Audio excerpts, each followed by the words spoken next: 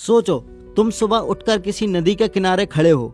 तुम पानी के बहने की आवाज सुनना चाहते हो, लेकिन तुम्हें सीवर की गिरने की आवाज सुनाई देती है। सोचो, तुम्हारे सामने पानी हो, लेकिन तुम अपने बच्चों को उस पानी में जाने से रोक दो। इसलिए नहीं क्योंकि वो पानी गहरा है, बल्कि इसलिए क्योंकि वो पानी जहर बन चुका है। दिल्ली में यमुना कुछ ऐसी ही हो चुकी है। ये वही यमुना है जिसे हम माँ यमुना कहते हैं। मंदिरों में पूजा होती है, शास्त्रों में जिसका जिक्र मिलता है, और इतिहास बताता है कि इस नदी के किनारे शहर बसते गए, सभ्यता बढ़ती गई। लेकिन आज सवाल ये है, अगर यमुना माँ है तो हमने उसे कचरा घर क्यों बना दिया है? इस वीडियो को आगे बढ़ाने से पहले मैं एक बात साफ कर देना चाहता हूँ। मैं खुद एक हिंदू हूँ। मेरे लिए यमुना और गंगा सिर्फ नदी नहीं, मेरे लिए माँ है। इस वीडियो का एक भी शब्द किसी की धार्मिक भावना को ठेस पहुँचाने के लिए नहीं है, बल्कि ये वीडियो इसलिए है क्योंकि अगर हमने सच नहीं बोला तो शायद कल हम अपनी माँ को ही नहीं बचा पाएंगे। यमुना का जन्म होता है यमुनोत्री ग्लेशियर से।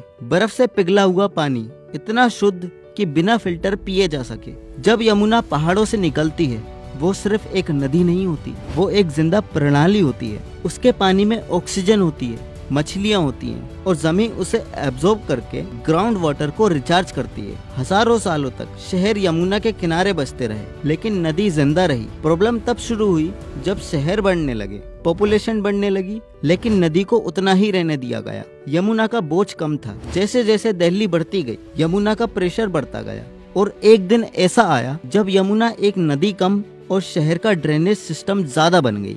जब यमुना दिल्ली में एंटर करती है, उस वक्त तक वो पूरी तरह मरी हुई नहीं होती। पानी बह रहा होता है, ऑक्सीजन प्रेजेंट होती है, इकोसिस्टम काम कर रहा होता है।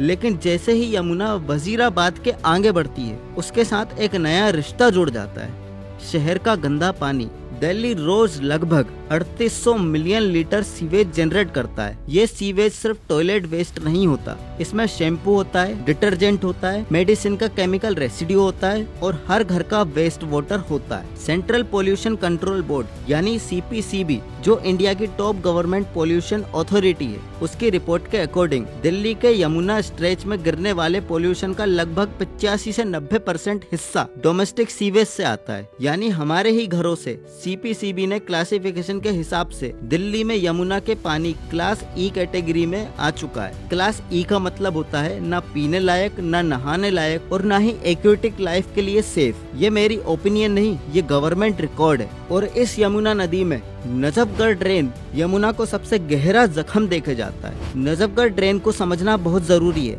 ये कोई छोटा नाला नहीं है, ये दिल्ली का सबसे बड़ा सीवेज करियर है। दिल्ली का लगभग आधे से ज्यादा अनट्रीटेड सीवेज इसी ड्रेन के जरिए सीधा यमुना में जाता है। जैसे ही गंदा पानी यमुना के कंपैरेटिवली साफ पानी से मिलता है, रिवर की ऑक्सीजन लेवल तुरंत गिर जाती है। जब पानी में ऑक्सीजन नहीं होती तो मछलियां जिंदा नहीं रह सकती। इसलिए साइंटिस्ट और CPCB दिल्ली के यमुना स्ट्रेच को इकोलॉजिकली डेड कह चुका है। मतलब नदी बह रही है लेकिन जिंदा नहीं है। तुमने यमुना में सफेद झाग देखी होगी, दूर से वो बर्फ जैसी दिखती है, लेकिन असल में वो केमिकल फॉर्म होती है। नेशनल ग्रीन ट्रिब्यूनल यानी NGT अपने ऑर्डर्स में ये क्लियर कर चुका है कि ये झाग डिटर्जेंट या अनट्रीटेड सीवेज का रिजल्ट है। कपड़े और बर्तन धोने वाले केमिकल्स जब बिना ट्रीटमेंट के नदी में जाते हैं तो वो सरफेस पर रिएक्ट करके फोम बना देते हैं। इसी झाग के साथ स्किन इन्फेक्शन होते हैं, आंखों में जलन होती है, और ये पानी अगर शरीर के अंदर चला जाए तो सीरियस बीमारी हो सकती है। ये कोई धार्मिक मुद्दा नहीं है, ये केमिस्ट्री है,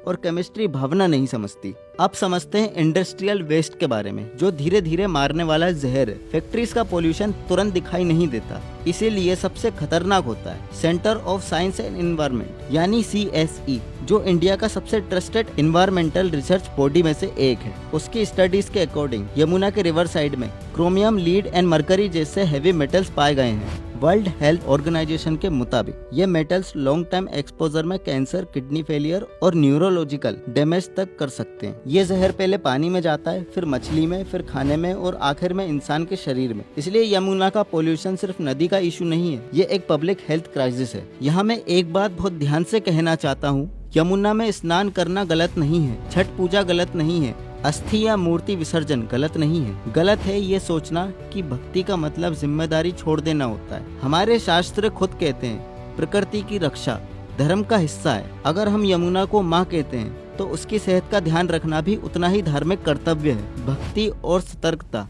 एक दूसरे के दुश्मन नहीं है, वो एक दूसरे के साथी हैं। 1993 से लेके आज तक यमुना एक्शन प्लान के 3 फेसेस आए हैं, हजारों करोड़ रुपए खर्च हुए, लेकिन कंट्रोलर एंड ऑडिटर्स जनरल यानी CAG अपनी ऑडिट रिपोर्ट्स में ये कह चुका है कि सीवेज ट्रीटमेंट प्लांट्स या तो पूरी कैपेसिटी पर काम नहीं करते या फिर सीवेज नेटवर्क से प्रॉपरली कनेक्टेड ही नहीं है। मतलब पैसा लगा, स्ट्रक्चर बना, लेकिन नदी को फायदा नहीं मिला। प्लान्स चलते रहे, मीटिंग्स होती रही और यमुना नदी धीरे धीरे मरती रही। यमुना का जहर सिर्फ नदी तक सीमित नहीं रहता, वो ग्राउंड वाटर में जाता है, सब्जियों में घुलता है और आखिरकार हमारे शरीर में पहुंचता है। एम्स और दिल्ली पब्लिक हेल्थ स्टडीज ये दिखाती है कि पोल्यूटेड वाटर सोर्स के पास रहने वाले एरियाज में स्किन और स्टोमक रिलेटेड डिसीज ज्यादा पाई जाती हैं। ये कोई रिलीजियस डिबेट नहीं है, ये जीने और बचने का सवाल है। माँ यमुना बोल नहीं सकती, इसलिए आज हम बोल रहे हैं। इस वीडियो का मकसद ना किसी धर्म के खिलाफ बोलना है, ना भक्ति को गलत कहना है। इसका सिर्फ एक मकसद है, सच कहना, ताकि हम अपनी माँ को बचा सकें। अगर हम आज भी अपनी आंख बंद रखें तो कल हम सिर्फ कहानियां सुनाएंगे कि एक नदी थी जो कभी जिंदा थी। मैं हूँ आपका अंकित एके। अगर तुम्हें भी यमुना माँ और गंगा माँ प्यारी है तो इस आवाज को आगे बढ़ाओ। मिलता हूँ अगली वीडियो में।